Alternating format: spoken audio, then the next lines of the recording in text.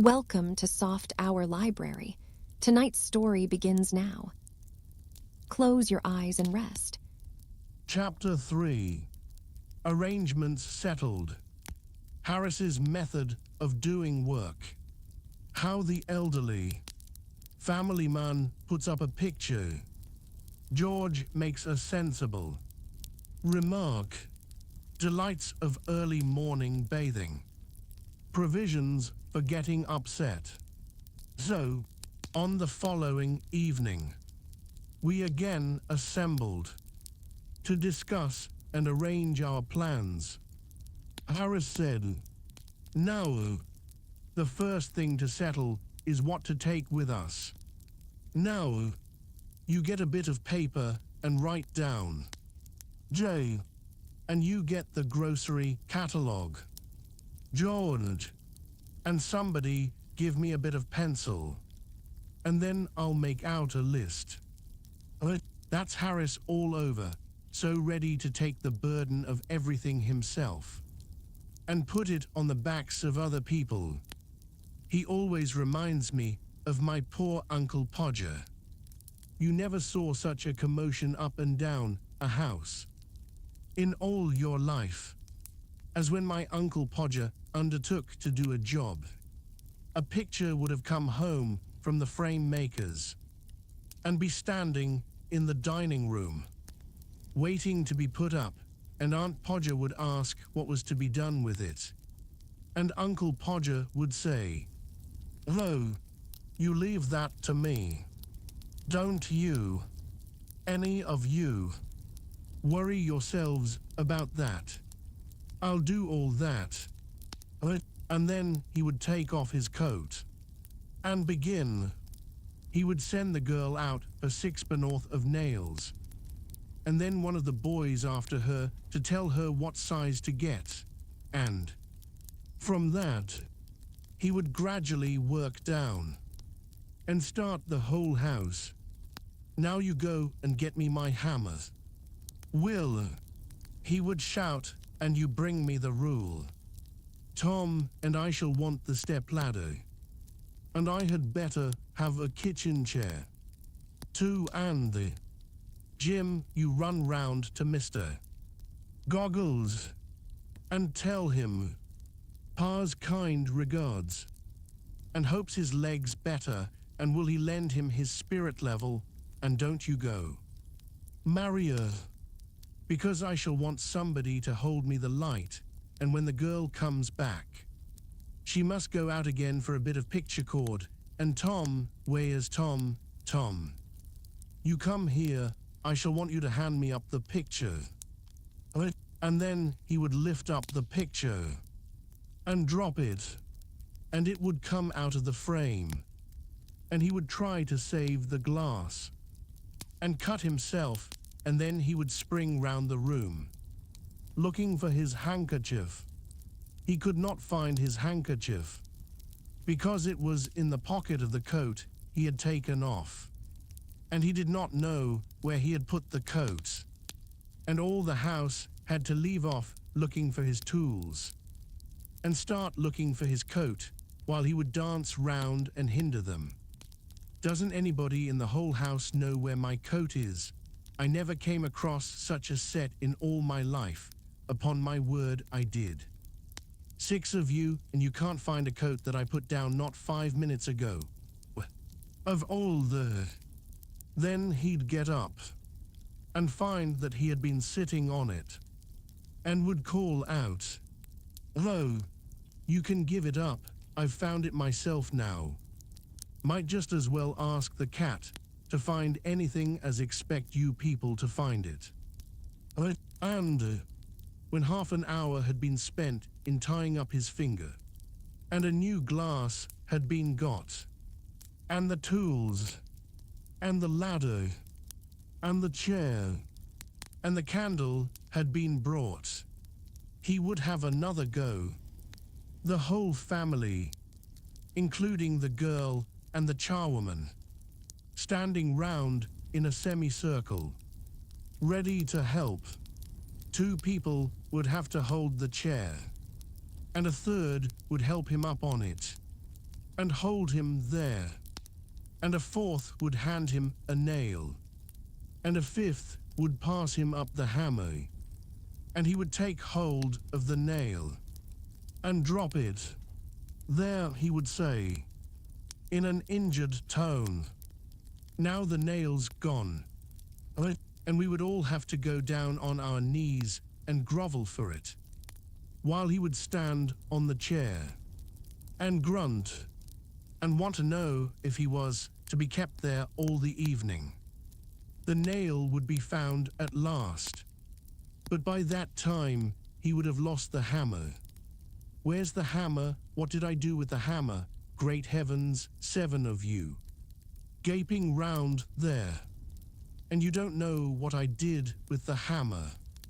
We would find the hammer for him, and then he would have lost sight of the mark he had made on the wall, where the nail was to go in. And each of us had to get up on the chair beside him and see if we could find it, and we would each discover it in a different place. And he would call us old fools, one after another, and tell us to get down. And he would take the rule and remeasure and find that he wanted half 31 3/8 inches from the corner, and would try to do it in his head and go mad. And we would all try to do it in our heads and all arrive at different results and sneer at one another.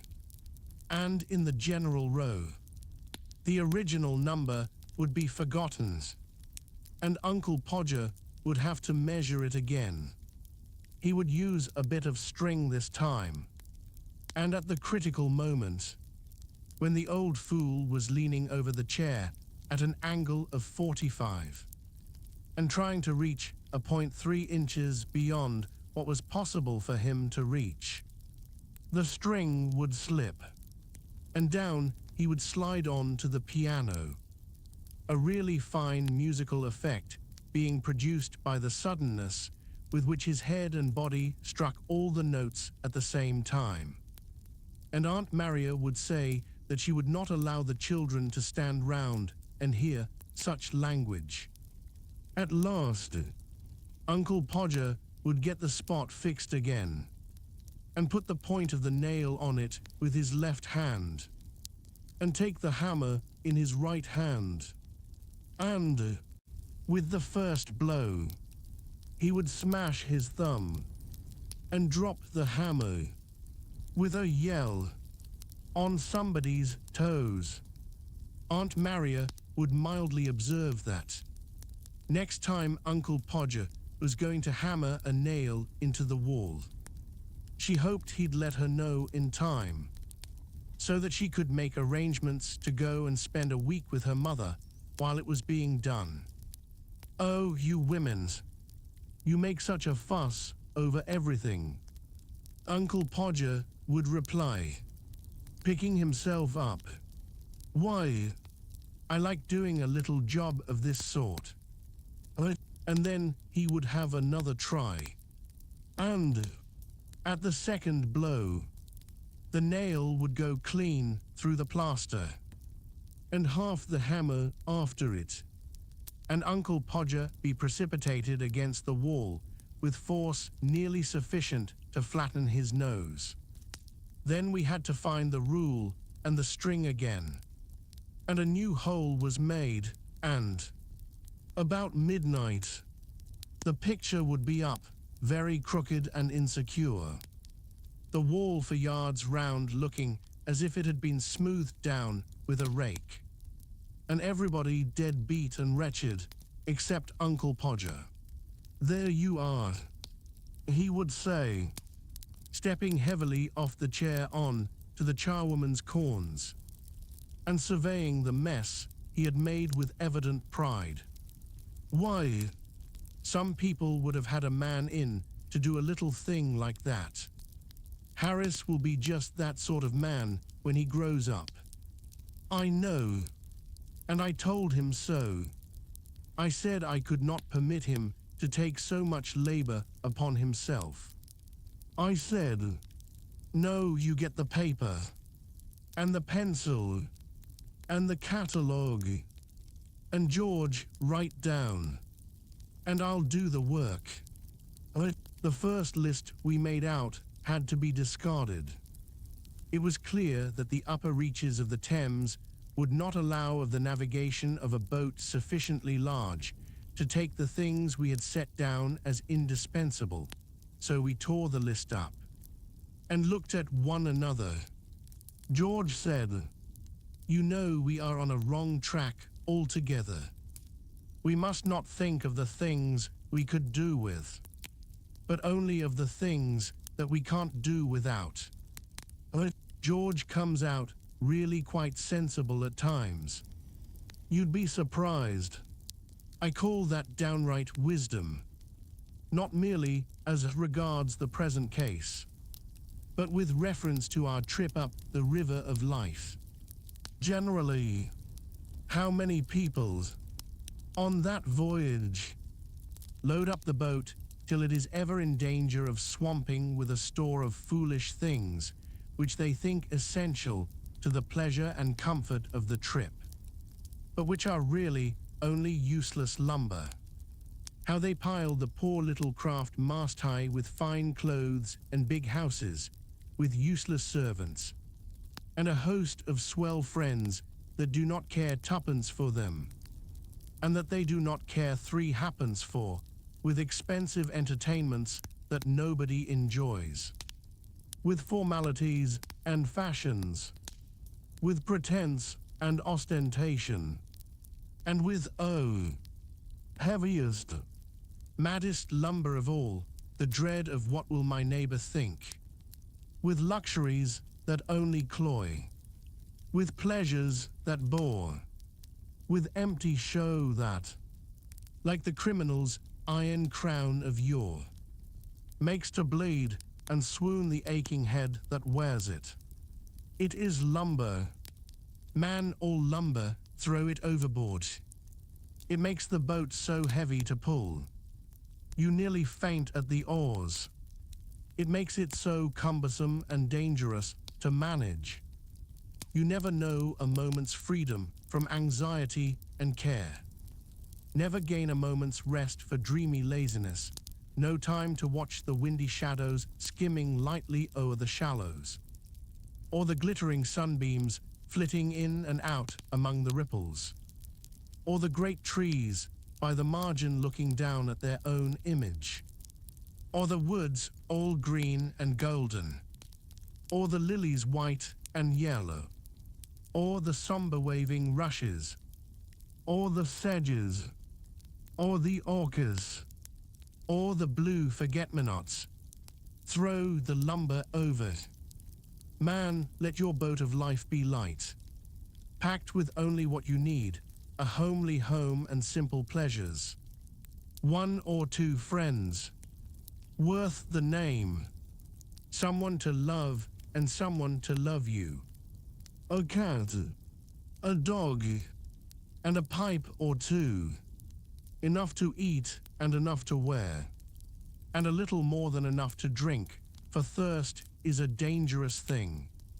You will find the boat easier to pull then, and it will not be so liable to upset, and it will not matter so much if it does upset. Good. Plain merchandise will stand water. You will have time to think as well as to work, time to drink in life's sunshine, time to listen to the Aeolian music that the wind of God draws from the human heartstrings around us. Time to. I beg your pardon. Really, I quite forgot.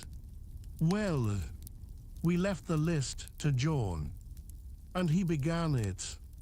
We won't take a tent, suggested George. We will have a boat with a cover. It is ever so much simpler and more comfortable. It seemed a good thought, and we adopted it. I do not know whether you have ever seen the thing I mean. You fix iron hoops up over the boat, and stretch a huge canvas over them, and fasten it down all round, from stem to stern, and it converts the boat into a sort of little house. And it is beautifully cozy, though a trifle stuffy, but there. Everything has its drawbacks, as the man said when his mother-in-law died, and they came down upon him for the funeral expenses. George said that in that case we must take a rug each, a lamp, some soap, a brush and comb between us, a toothbrush each, a basin, some tooth powder, some shaving tackle. Sounds like a French exercise, doesn't it? And a couple of big towels for bathing. I notice that people always make gigantic arrangements for bathing when they are going anywhere near the water, but that they don't bathe much when they are there. It is the same when you go to the seaside.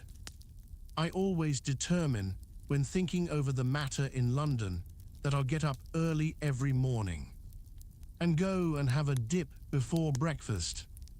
And I religiously pack up a pair of drawers and a bath towel. I always get red bathing drawers. I rather fancy myself in red drawers. They suit my complexion so. But when I get to the sea, I don't feel somehow that I want that early morning bathe nearly so much as I did when I was in town. On the contrary, I feel more that I want to stop in bed till the last moment, and then come down and have my breakfast. Once or twice virtue has triumphed, and I have got out at 6 and half-dressed myself, and have taken my drawers and towel, and stumbled dismally off. But I haven't enjoyed it. They seem to keep a specially cutting east wind, waiting for me. When I go to bathe in the early morning, and they pick out all the three-cornered stones, and put them on the top, and they sharpen up the rocks and cover the points over with a bit of sand so that I can't see them. And they take the sea and put it 2 miles out, so that I have to huddle myself up in my arms and hop, shivering, through 6 inches of water. And when I do get to the sea, it is rough and quite insulting. One huge wave catches me up and chucks me in a sitting posture, as hard as ever it can, down onto a rock which has been put there for me. And before I've said oh, and found out what has gone, the wave comes back and carries me out to mid-ocean. I begin to strike out frantically for the shore, and wonder if I shall ever see home and friends again, and wish I'd been kinder to my little sister when I was a boy. I mean, just when I have given up all hope, a wave retires and leaves me sprawling like a starfish on the sand, and I get up and look back and find that I've been swimming for my life in 2 feet of water. I hop back and dress, and crawl home, where I have to pretend I liked it. In the present instance, we all talked as if we were going to have a long swim every morning. George said it was so pleasant to wake up in the boat in the fresh morning and plunge into the limpid river. Harris said there was nothing like a swim before breakfast to give you an appetite. He said it always gave him an appetite. George said that if it was going to make Harris eat more than Harris ordinarily ate, then he should protest against Harris having a bath at all. He said there would be quite enough hard work in towing sufficient food for Harris up against stream. As it was, I urged upon George, however, how much pleasanter it would be to have Harris clean and fresh about the boat, even if we did have to take a few more hundredweight of provisions, and he got to see it in my light. and withdrew his opposition to Harris's bath. Agreed, finally, that we should take 3 bath towels, so as not to keep each other waiting. For clothes, George said 2 suits of flannel would be sufficient, as we could wash them ourselves. In the river, when they got dirty, we asked him if he had ever tried washing flannels in the river, and he replied, no. Not exactly himself like, but he knew some fellows who had. And it was easy enough, and Harris and I were weak enough to fancy he knew what he was talking about. And that 3 respectable young men, without position or influence, and with no experience in washing, could really clean their own shirts and trousers in the River Thames with a bit of soap. We were to learn in the days to come, when it was too late, that George was a miserable impostor, who could evidently have known nothing whatever about the matter. If you had seen these clothes after, but, as the shilling shockers say, we anticipate, George impressed upon us to take a change of underthings and plenty of socks, in case we got upset and wanted a change, also plenty of handkerchiefs, as they would do to wipe things, and a pair of leather boots as well as our boating shoes, as we should want them if we got upset. Chapter 4. The Food Question. Objections to paraffine oil as an atmosphere. Advantages of cheese as a traveling companion. A married woman deserts her home. Further provision for getting upset. I pack. Cussedness of toothbrushes. George and Harris pack. Awful behavior of Montmorency. We retire to rest. Then we discussed the food question. George said, begin with breakfast. George is so practical. Now for breakfast, we shall want a frying pan. Harris said it was indigestible, but we merely urged him not to be an ass. And George went on, a teapot and a kettle, and a methylated spirit stove. No oil, said George, with a significant look, and Harris and I agreed. We had taken up an oil stove once, but never again. It had been like living in an oil shop that week. It oozed. I never saw such a thing as paraffine oil is to ooze. We kept it in the nose of the boat, and from there, it oozed down to the rudder, impregnating the whole boat and everything in it on its way. And it oozed over the river, and saturated the scenery and spoilt the atmosphere. Sometimes a westerly oily wind blew, and at other times an easterly oily wind, and sometimes it blew a northerly oily wind, and maybe a southerly oily wind, but whether it came from the Arctic snows, or was raised in the waste of the desert sands, it came alike to us laden with the fragrance of paraffine oil. And that oil oozed up and ruined the sunset, and as for the moonbeams, they positively reeked of paraffine. We tried to get away from it at Marlow. We left the boat by the bridge, and took a walk through the town to escape it. But it followed us. The whole town was full of oil.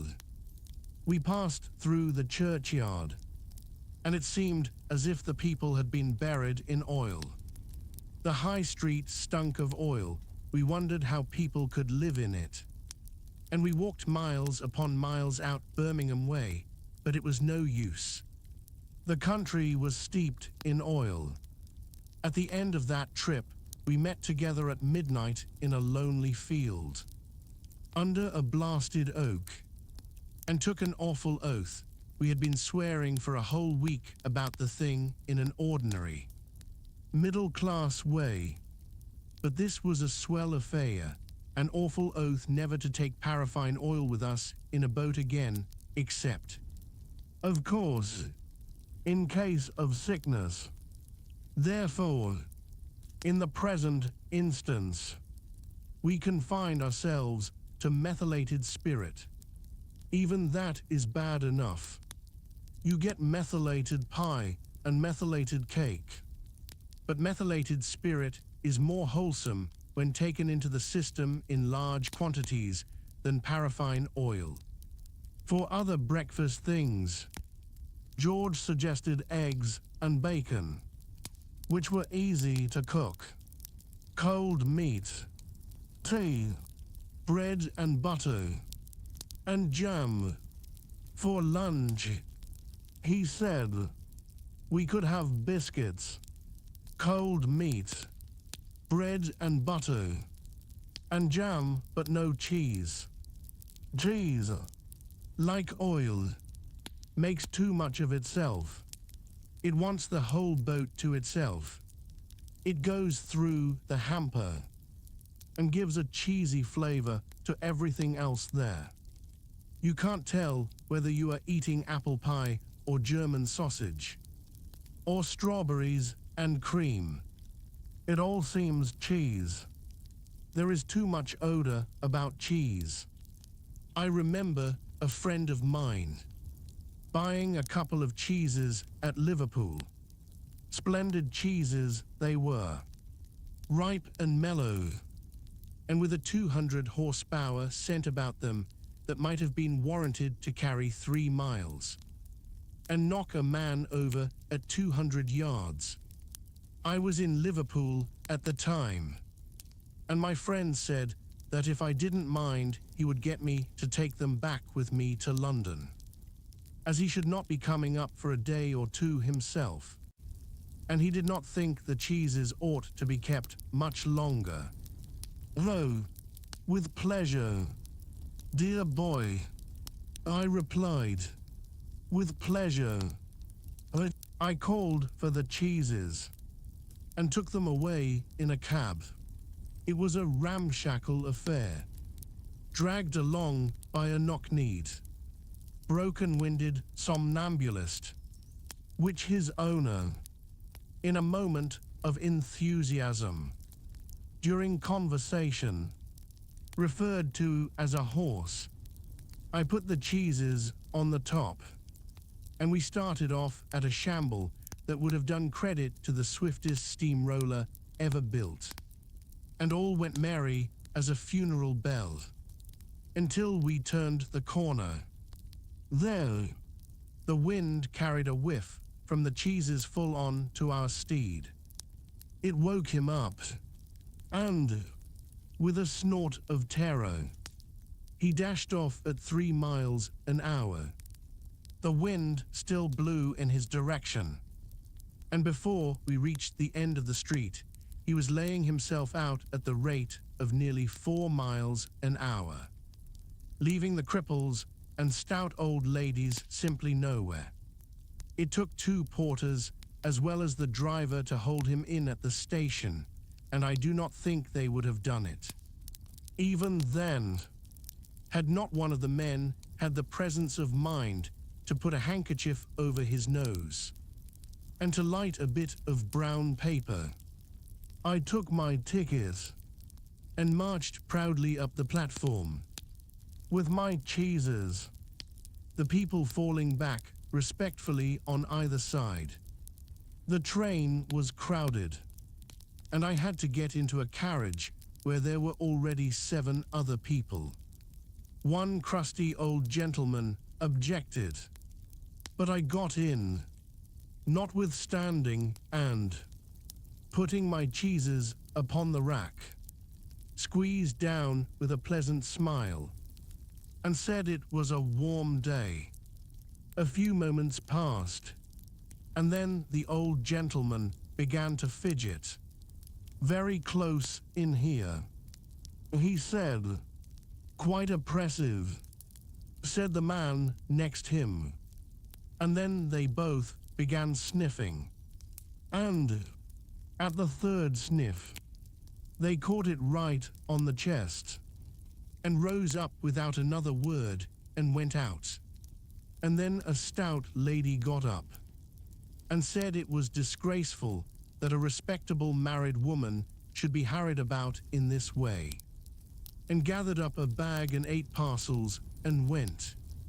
The remaining 4 passengers sat on for a while, until a solemn-looking man in the corner, who, from his dress and general appearance, seemed to belong to the undertaker class, said it put him in mind of dead baby, and the other 3 passengers tried to get out of the door at the same time and hurt themselves.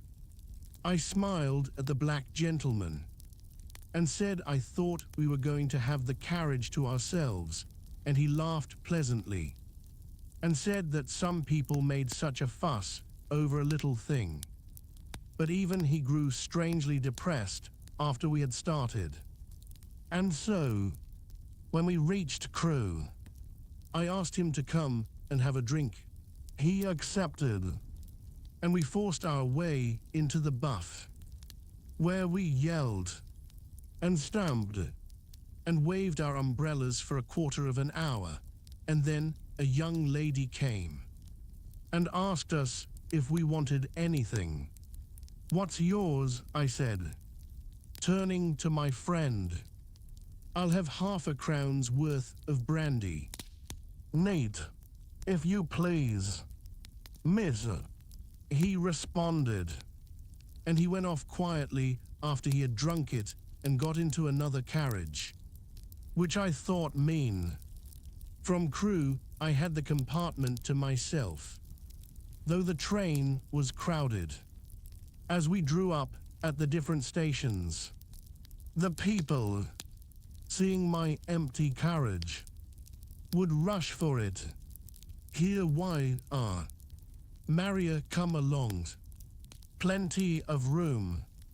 "All right. Tom will get in here." They would shout, and they would run along, carrying heavy bags, and fight round the door to get in first. And one would open the door and mount the steps, and stagger back into the arms of the man behind him, and they would all come and have a sniff, and then droop off and squeeze into other carriages, or pay the difference and go first. From Euston, I took the cheeses down to my friend's house. When his wife came into the room, she smelt round for an instant. Then she said, "What is it? Tell me the worst." I said, "It's cheeses. Tom bought them in Liverpool and asked me to bring them up with me." And I added that I hoped she understood that it had nothing to do with me, and she said that she was sure of that, but that she would speak to Tom about it when he came back. My friend was detained in Liverpool longer than he expected, and 3 days later, as he hadn't returned home, his wife called on me. She said, "What did Tom say about those cheeses?" I replied that he had directed they were to be kept in a moist place, and that nobody was to touch them. She said, "Nobody's likely to touch them." Had he smelt them? I thought he had, and added that he seemed greatly attached to them. "You think he would be upset?" She queried if I gave a man a sovereign to take them away and bury them. I answered that I thought he would never smile again. An idea struck her. She said, "Do you mind keeping them for him? Let me send them round to you." "Madam," I replied. For myself, I like the smell of cheese, and the journey the other day with them from Liverpool I shall ever look back upon as a happy ending to a pleasant holiday. But in this world, we must consider others. The lady under whose roof I have the honor of residing is a widow. And, for all I know, possibly an orphan too. She has a strong, I may say an eloquent, objection to being what she terms put upon. The presence of your husband's cheeses in her house she would, I instinctively feel, regard as a put upon, and it shall never be said that I put upon the widow and the orphan. Very well, then, said my friend's wife, rising, all I have to say is that I shall take the children and go to an hotel until those cheeses are eaten. I decline to live any longer in the same house with them. She kept her word, leaving the place in charge of the charwoman, who, when asked if she could stand the smell, replied, "What smell and who?" When taken close to the cheeses and told to sniff hard, said she could detect a faint odor of melons. It was argued from this that little injury could result to the woman from the atmosphere, and she was left. The hotel bill came to 15 guineas, and my friend, after reckoning everything up, found that the cheeses had cost him 8 and 6pence a pound. He said he dearly loved a bit of cheese, but it was beyond his means, so he determined to get rid of them. He threw them into the canal, but had to fish them out again. As the bargemen complained, they said it made them feel quite faint. And after that, he took them one dark night and left them in the parish mortuary. But the coroner discovered them and made a fearful fuss. He said it was a plot to deprive him of his living by waking up the corpses. My friend got rid of them, at last, by taking them down to a seaside town and burying them on the beach. It gained the place quite a reputation. Visitors said they had never noticed before how strong the air was, and weak-chested and consumptive people used to throng there for years afterwards, fond as I am of cheese. Therefore, I hold that George was right in declining to take any. We shan't want any tea, said George. Harris's face fell at this, but we'll have a good round. Square, slap-up meal at 7, dinner, tea, and supper combined. Harris grew more cheerful. George suggested meat and fruit pies, cold meat, tomatoes, fruit, and green stuff. For drink, we took some wonderful sticky concoction of Harris's, which you mixed with water and cold lemonade, plenty of tea, and a bottle of whiskey, in case, as George said, we got upset. It seemed to me that George harped too much on the getting upset idea. It seemed to me the wrong spirit to go about the trip in. But I'm glad we took the whiskey. We didn't take beer or wines.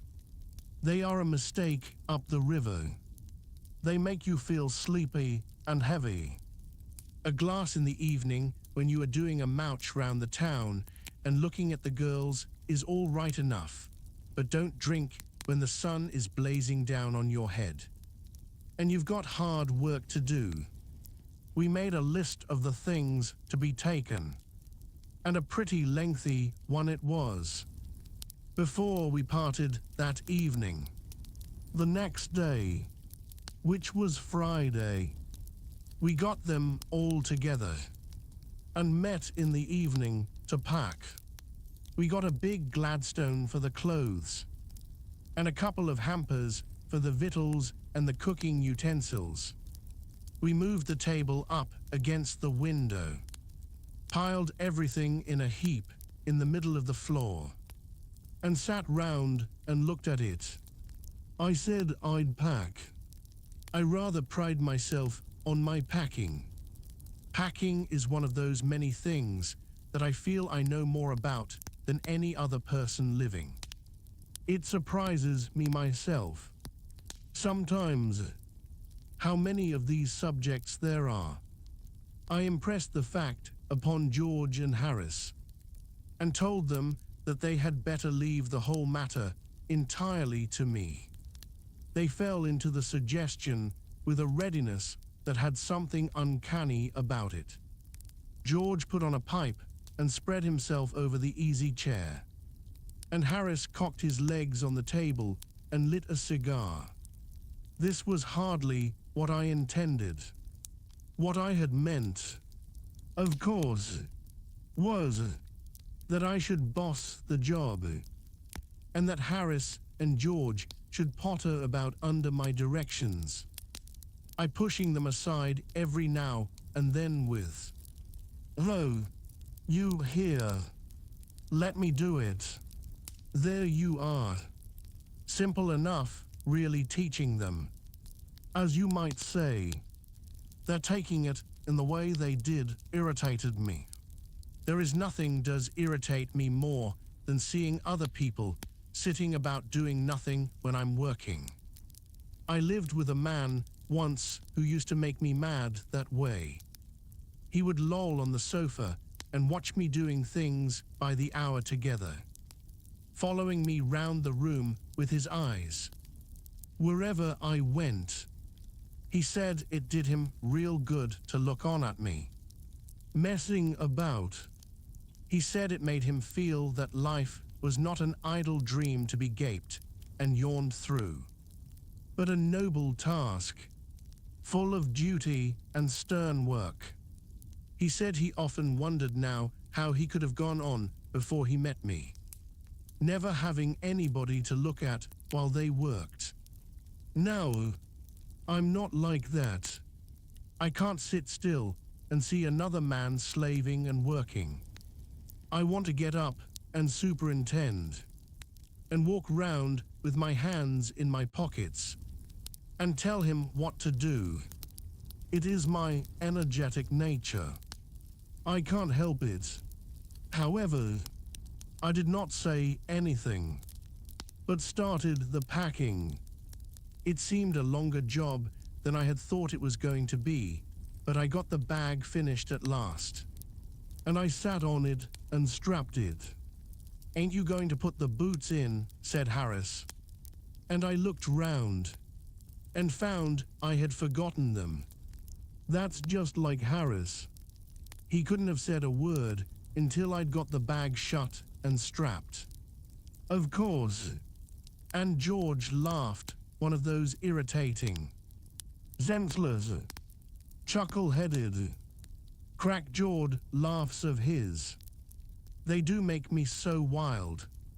I opened the bag and packed the boots in, and then, just as I was going to close it, a horrible idea occurred to me.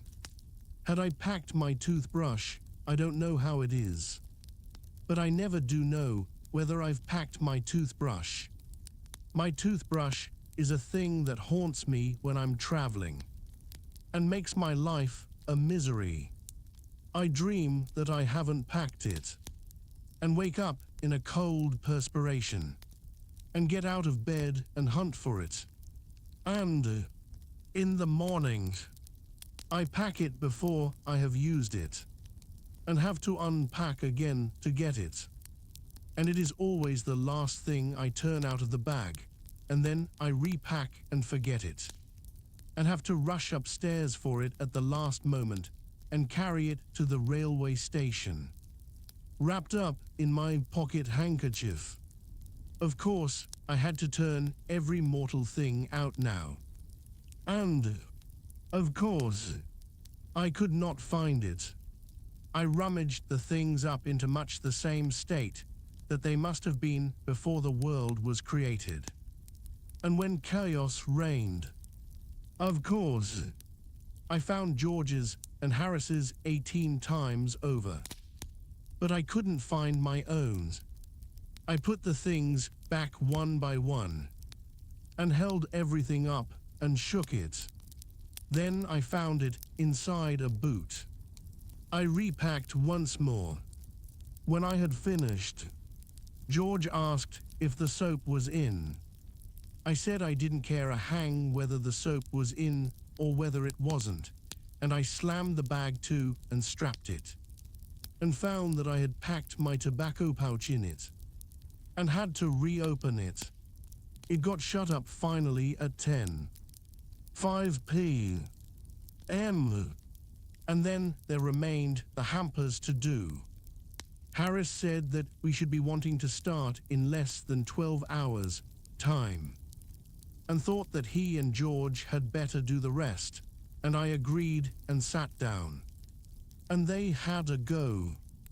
They began in a light-hearted spirit, evidently intending to show me how to do it. I made no comment, I only waited. When George is hanged, Harris will be the worst packer in this world, and I looked at the piles of plates and cups, and kettles, and bottles and jars, and pies, and stoves, and cakes, and tomatoes, and sea, and felt that the thing would soon become exciting. It did. They started with breaking a cup. That was the first thing they did. They did that just to show you what they could do, and to get you interested. Then Harris packed the strawberry jam on top of a tomato and squashed it, and they had to pick out the tomato with a teaspoon. And then it was George's turn, and he trod on the butter. I didn't say anything, but I came over and sat on the edge of the table and watched them. It irritated them more than anything I could have said. I felt that it made them nervous and excited, and they stepped on things and put things behind them, and then couldn't find them when they wanted them, and they packed the pies at the bottom and put heavy things on top and smashed the pies in. They upset salt over everything. And as for the butter, I never saw two men do more with 1 and 2pence worth of butter in my whole life than they did. After George had got it off his slipper, they tried to put it in the kettle. It wouldn't go in, and what was in wouldn't come out.